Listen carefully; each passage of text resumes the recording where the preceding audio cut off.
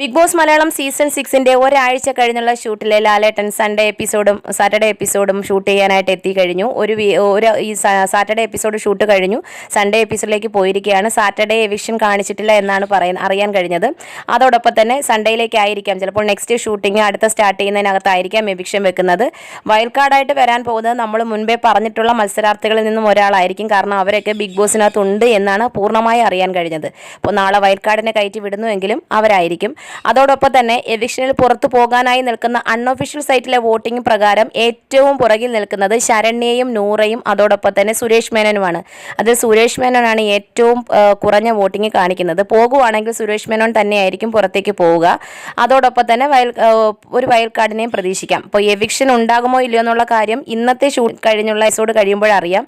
എന്തായിരുന്നാലും അടുത്ത episode shoot ചെയ്ത് കഴിയുമ്പോൾ ഏകദേശം ന്യൂസ് അറിയുമെന്ന് പ്രതീക്ഷിക്കുന്നു. എന്തായാലും നമുക്ക് കാത്തിരിക്കാം.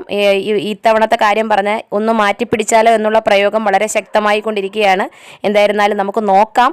അതോടൊപ്പം തന്നെ രതീഷിന് വിളിച്ചു നിർത്തി വാണിംഗ് ഒക്കെ കൊടുക്കുന്നുണ്ട്. പ്രഷർ ഉണ്ടെങ്കിൽ വീട്ടിൽ പോയി ഇരുന്നൂടെ എന്ന് ചോദിക്കുന്നു.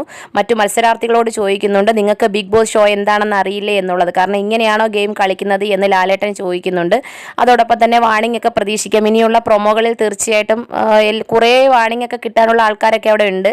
എന്തായിരുന്നാലും നമുക്ക് കാത്തിരിക്കാം എന്തായിരിക്കുമെന്നുള്ള നെക്സ്റ്റ് പ്രൊമോ എന്തായിരിക്കുമെന്ന്. അതോടൊപ്പം തന്നെ നെക്സ്റ്റ് ഷൂട്ടിൽ ആരാണ് എവിക്ഷനിൽ പോകുന്നതെന്നുള്ള ഡീറ്റെയിൽസ് കിട്ടുവാണെങ്കിൽ ഞാൻ ഉടനെ അപ്ഡേറ്റ് ചെയ്യാം.